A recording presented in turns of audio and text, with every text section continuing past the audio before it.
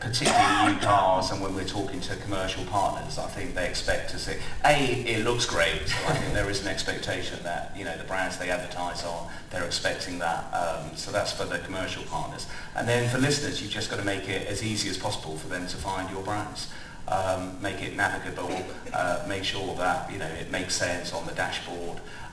So for us, it's an absolutely central part of our audience offer, and we promote Nation Player morning, noon, and night, and we know from the feedback that people are using it, people are downloading it, people are accessing it, and also it's a great thing in terms of marketing because it's an easy promotion thing, and obviously all of our companies have got our different apps that we promote and we market, and it's a very effective way to keep people in your universe, isn't it?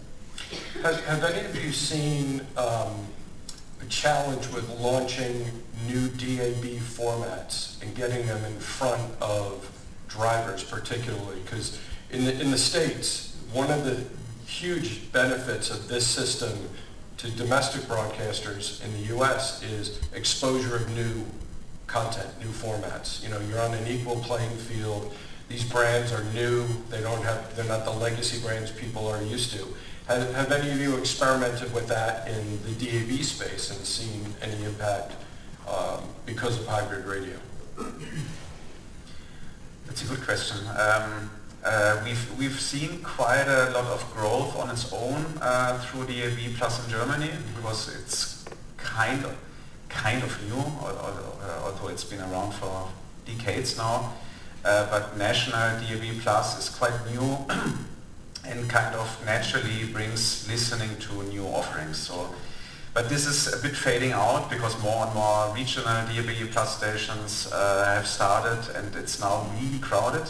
Yeah. And it's probably, since we're talking also about the future, one of our biggest threats and biggest challenges is exploration. How can we make people aware of new content, both in terms of radio, but also in terms of podcast, while we have this increasing amount of different offerings, and that's honestly a challenge that at least we haven't solved yet, but it's on top of our list, because if we only can maintain listening and hopefully transform a lot of our audiences from analog to the digital world, it's not enough. We really have to launch new contents as well, and having successful launches means people are aware of this new content, and this is a big challenge. And this is also why we're teaming up with platforms and aggregators to achieve this. This is the number one goal with our partnerships.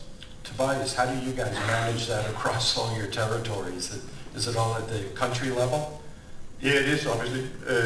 I don't think we've seen any tangible results so far, but as I keep saying, we see this as an important pillar in the future distribution strategy. So it's on top of our list, beside own and operate products, to have to be present in hybrid radios. Right.